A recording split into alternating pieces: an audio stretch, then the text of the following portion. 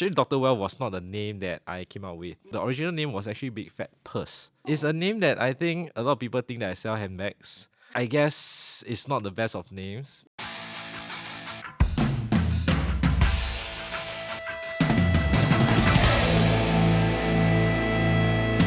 Welcome, ladies and gentlemen, to the next episode of Are You For Real? My name is Ian.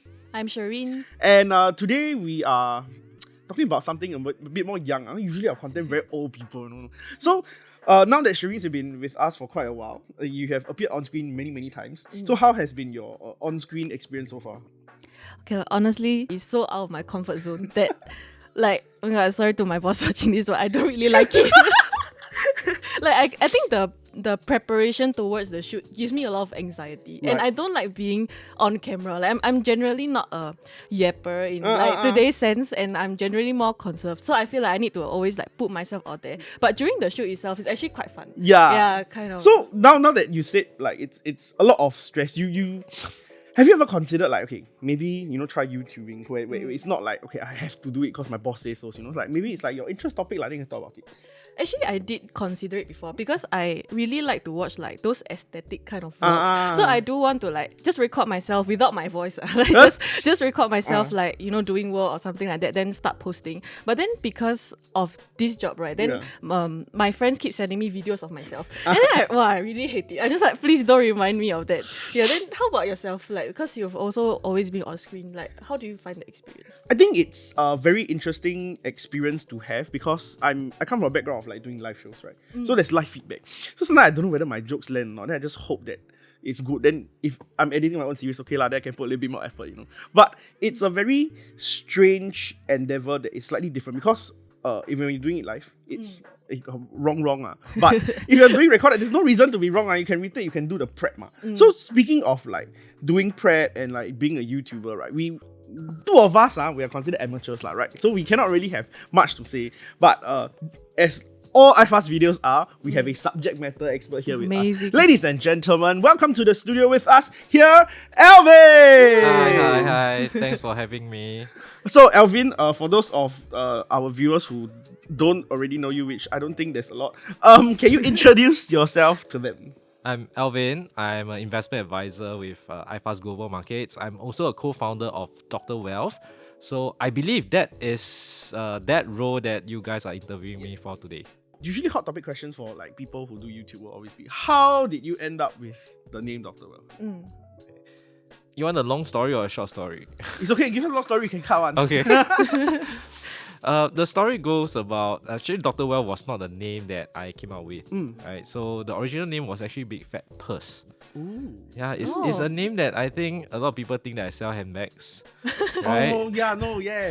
So I guess it's not the best of names, but we actually retain that name for our holding company. It's still there today.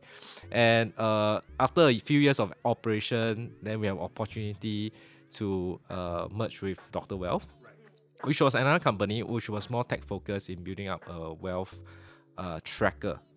Okay, so then we came together, education and a bit of the tech side came together, and then we just name it as Dr. Wealth.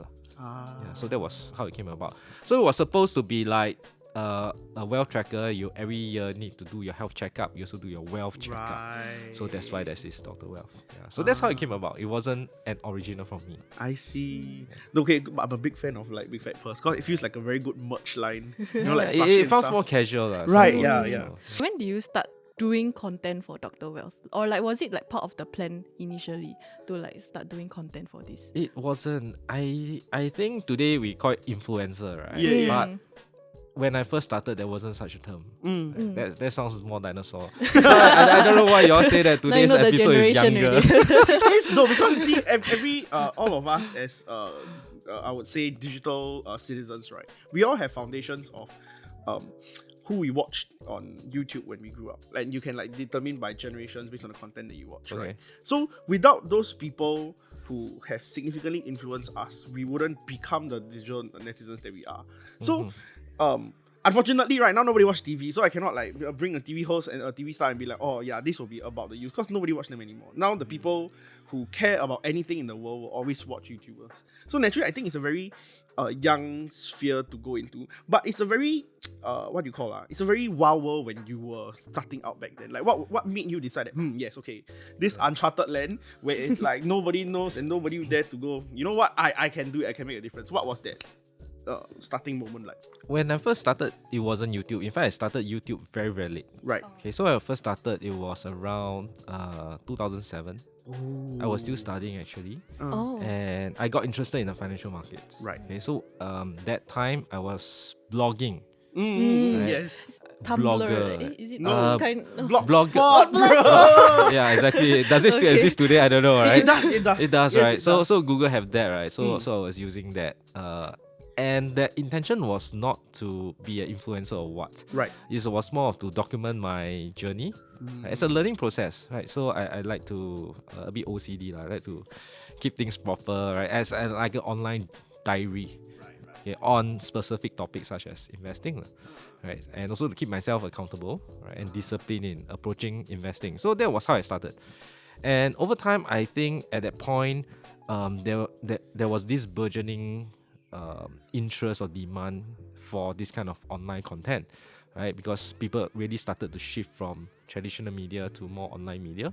So I got the tailwind. I was at the right place, right time. So I started to get more audience coming, and eventually many years later, like 7 years later, then I decided to be ready to turn it into a business. Right. Then that became more content marketing become a more core part of the business rather than just a passion project. Right.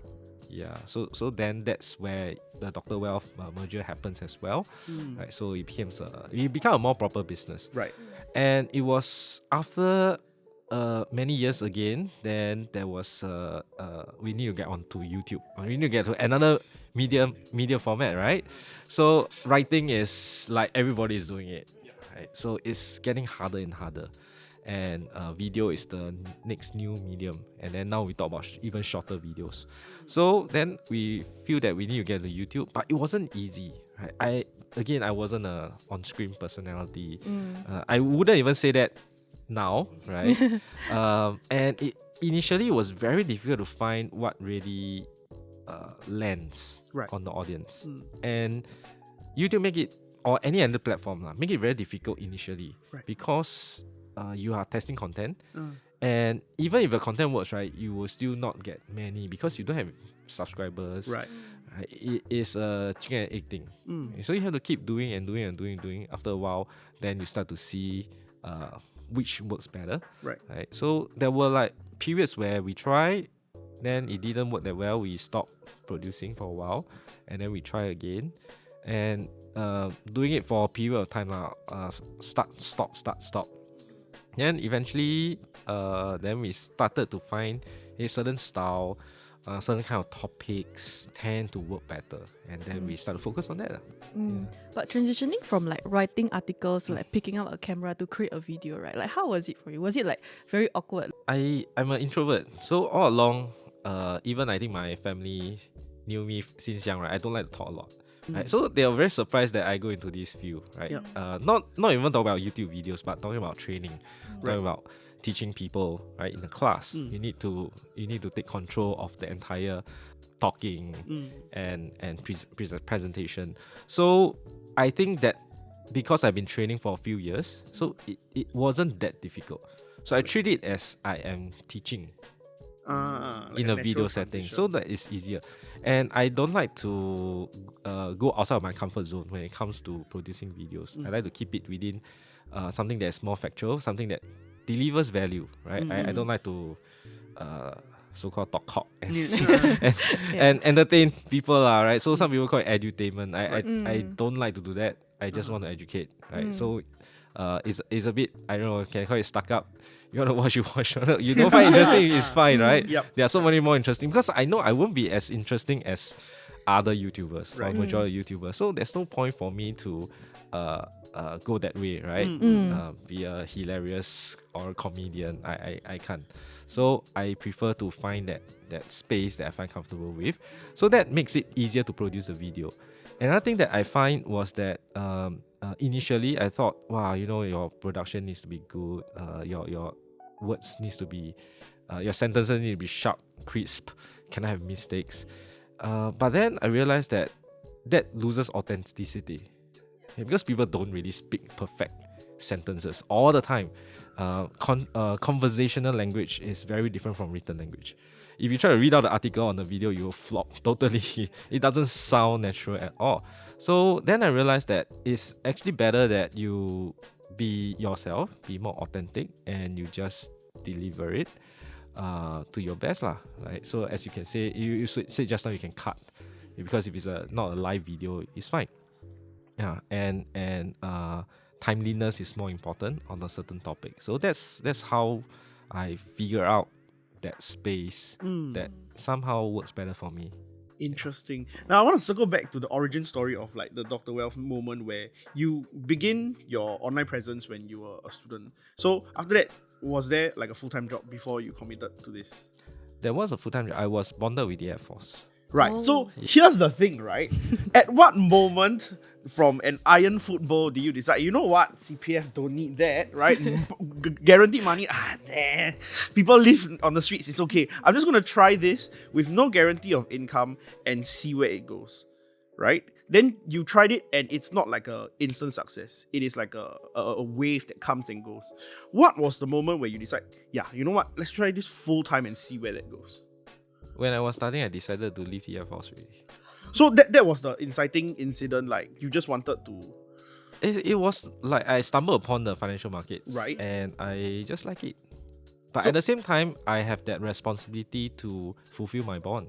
Because there was a study bond, 6 years after I graduate. So, but I make plans for myself, right? That this 6 years, I'm just going to do my job to the best of my ability.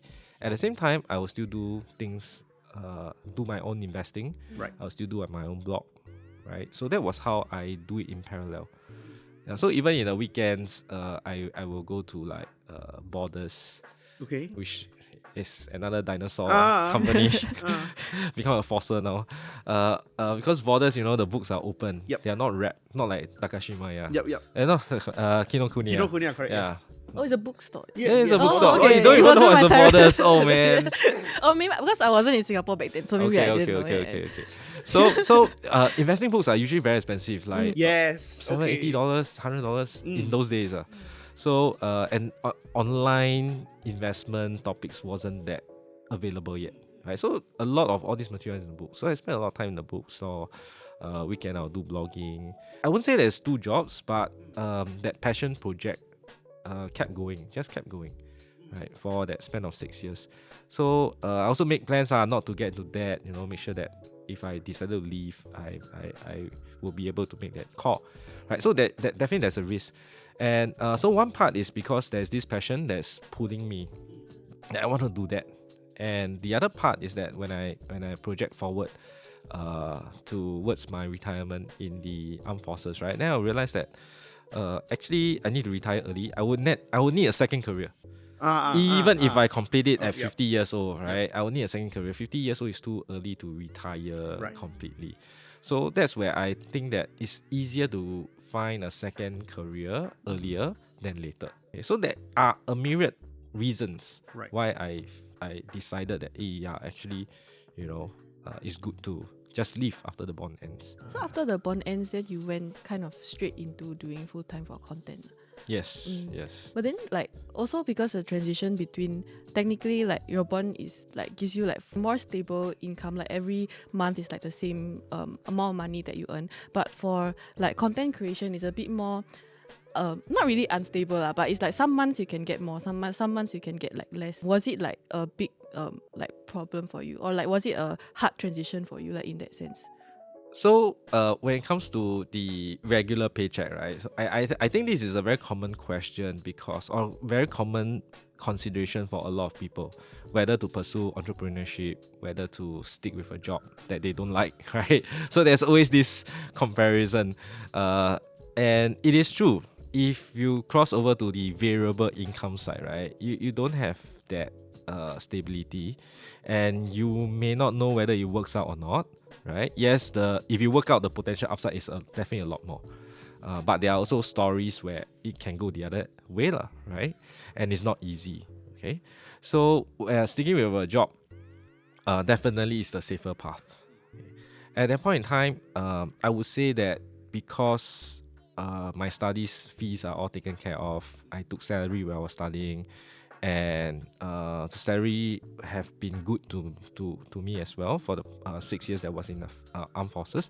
So I did have savings, right? So as part of the plan, that is one of the key things that you do need some savings to give you that confidence to take that variability in that income when you switch over. And also I think about what worse can happen if, let's say, it didn't work out, the business didn't work out. So what I'm going to do, I can always go for another job, right? It's not the end of the world, right? So I think sometimes people think too much that, especially in Asian culture, failure is frowned upon. What are you doing with your life, Then during Chinese New Year, you feel like you're so inferior to your relatives. Correct.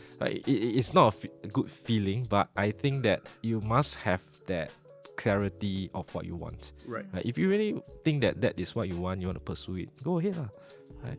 And I think Asian culture needs to embrace a bit more of that tolerance for failure. Otherwise, entrepreneurship will never take off. Yeah. Everybody always look at the government, the entitlement mindset, and how come the prices are going up? That kind of very typical Singaporean complaints. Right. Because no backbone. Every time the government say whatever, then you do whatever. Right? So you don't have that ground up initiative to make changes to the society, right? And that requires entrepreneurship. Right? We see that in US, right? Probably the best example in terms of ground up changes, right? US have the most. I'm not saying that that's the best model, but I think that definitely Singapore can improve a lot in this area.